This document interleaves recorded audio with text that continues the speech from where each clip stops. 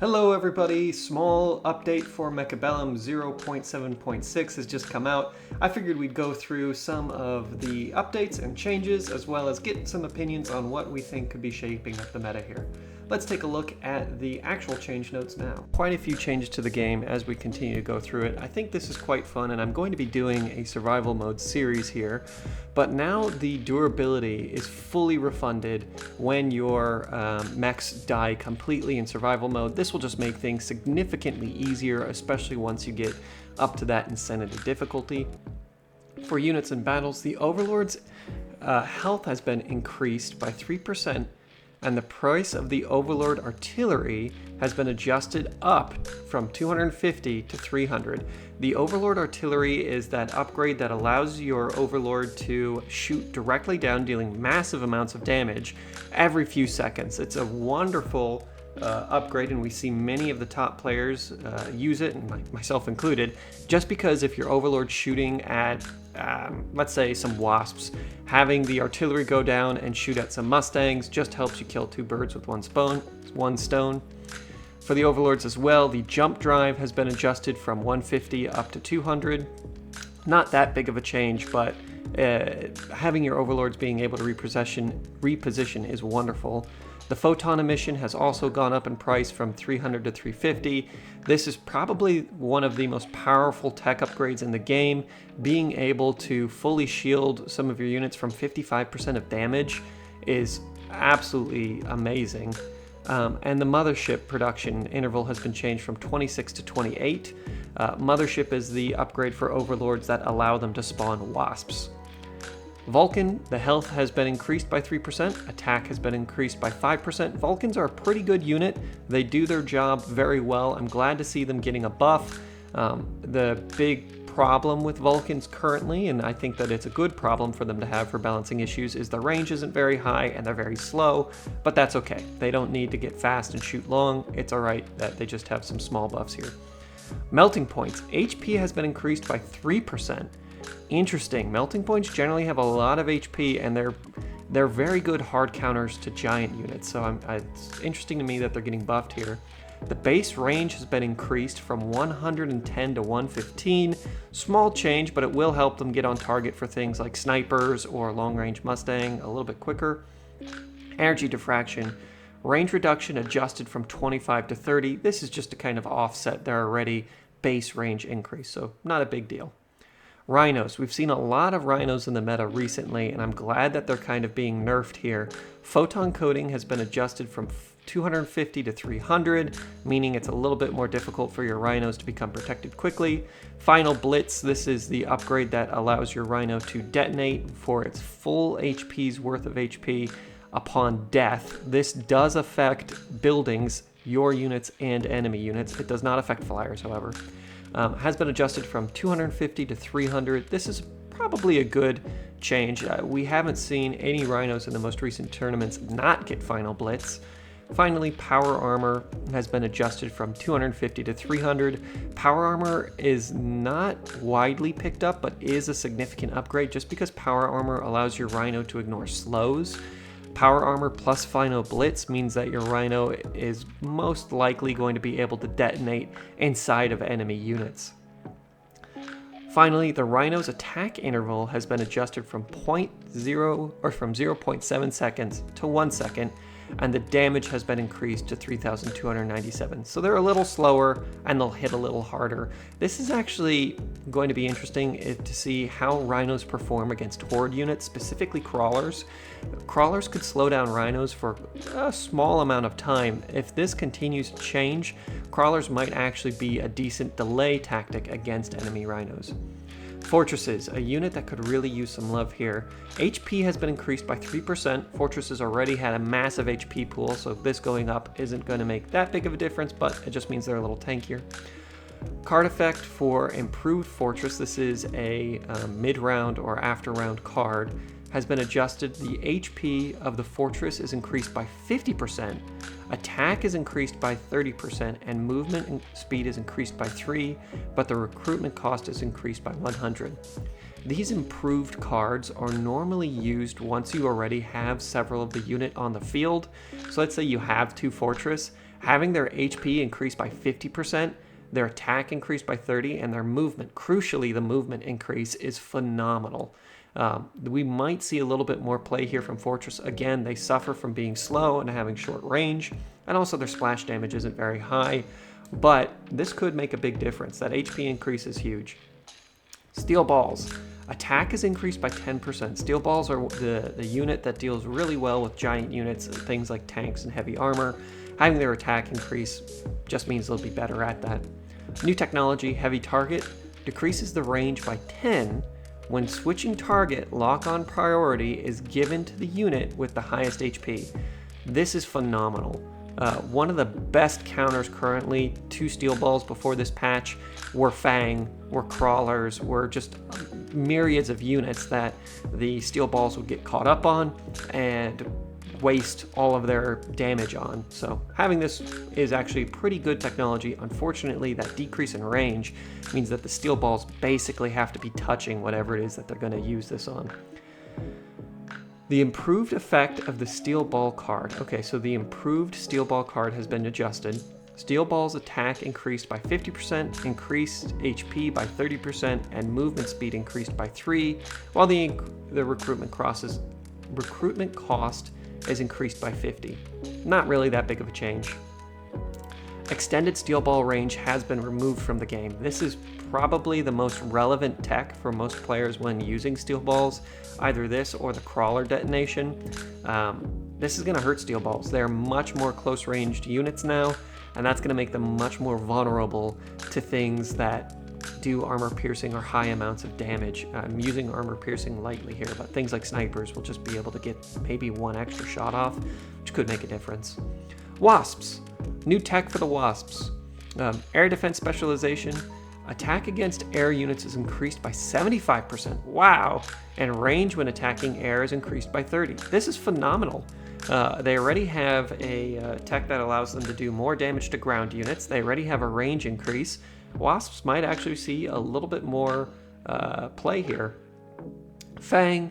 Attack has been adjusted from 54 to 55. Fang have been in kind of a weird spot. They perform fairly well. You need a lot of them sometimes, and getting a couple upgrades on them may be worth it. Sometimes they can really perform well. Hackers. Attack increased by 6%. This is phenomenal. It just means that the hackers hold up better as units continue to upgrade. The effect of mind control is adjusted to. The range of the hacker is reduced by 25 meters, but 5 control beams can be fired, and a control efficiency of each beam is 17% of the original. Not normally used, but this coupled with the advanced hackers or the improved hackers could be a little bit more of a play against horde units. Hackers themselves don't have a lot of HP, so we'll have to see if this really comes into play in the meta. Most likely it's just the attack increase. We'll maybe see a little bit more play with hackers. Core buildings. The XP of a core structure has been reduced to 100. This means that when you destroy the building, your units will only get the same XP value relevant to that of killing a squad of crawlers. That's really good. Currently, the buildings gave a huge amount of HP. Knocking out a building in round 1 or round 2 could really help you set a snowball and just improve your units massively. Damage units won't kill it as quickly. Not really too relevant for high damaging units, but hey, it's still good. Now when the core buildings are destroyed in a short time, the duration of the paralyzed effect is stacked.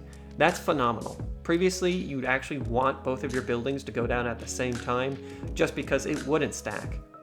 So if both your buildings dropped at the same time, then you take out one of the enemies, let it roll, then go take out the other enemy's core building, you would have double the stack. It's good to see that that's happened.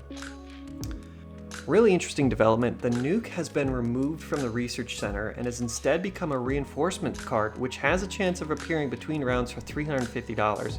It does not give us the cooldown on the nuke.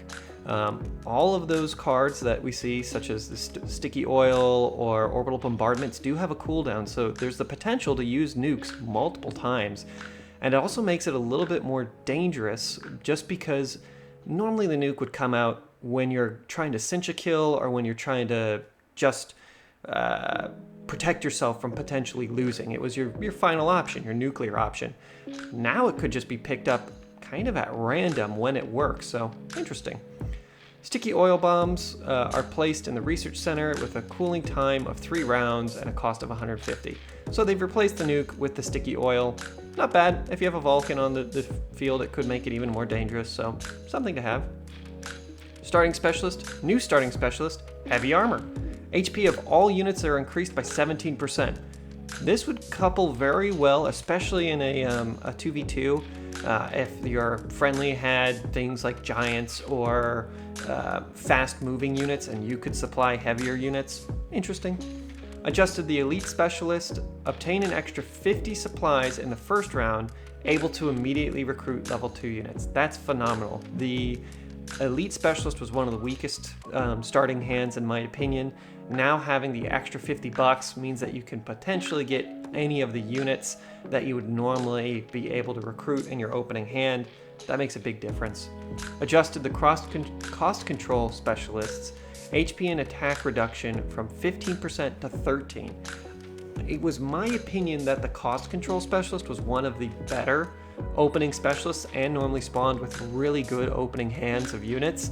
Seeing him grow a little bit stronger, or that specialist get a little bit stronger, could make a big difference here. I think it's one of the best cards in the game.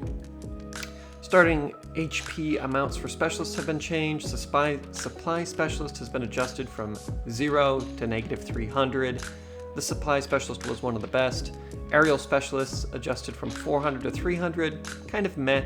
Air tends to be countered a little bit easily right now in the game. Rhino specialists have been adjusted from 200 to -400. This I like. Rhinos were a little bit too dominant for my taste. Cost control specialist HP adjusted from 0 to 200. Okay, we'll see. Starting units. Adjusted players' health bonuses from starting units based on the latest win rate stats. Interesting. So now we're going to see that the players' health bonuses will be directly related to the units that they're able to pick up initially.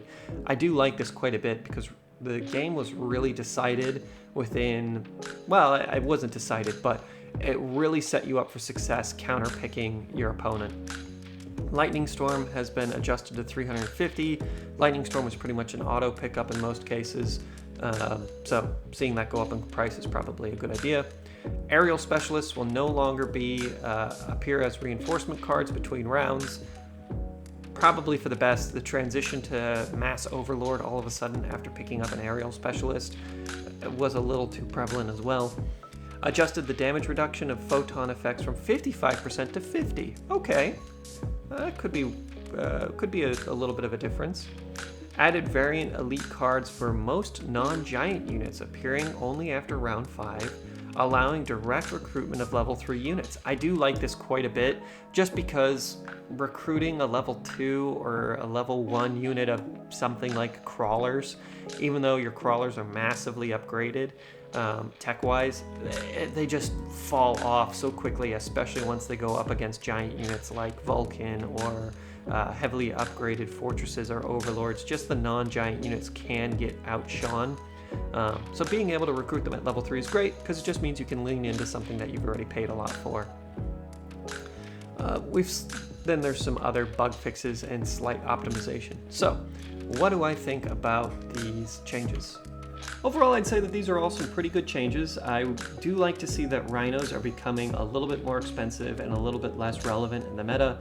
During the most recent tournaments, all we saw were mass Rhinos detonating into other Rhinos and causing chain reactions, and it became a little bit silly.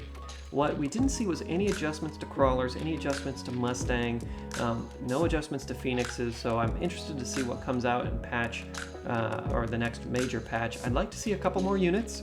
I think that could be fun, especially more wacky units like the Hacker. I'm very happy that the Hacker is getting a slight attack increase. That just means that they're going to stay more relevant as the game continues, especially if you choose to get an early game Hacker. Maybe not the strategy that you want to go for, but hey, if you get an early game Hacker and you start increasing its levels, all of a sudden that Hacker is going to be much more dangerous. So that could be a lot of fun. Anyways, guys, if you liked this update, if you like the format of this update, please let me know. Give us a like and subscribe. If you think I could do things differently, if you'd rather just have the highlights instead of me reading off the entire post, let me know. and I will continue working for more Mechabellum content. Have a great one. Bye.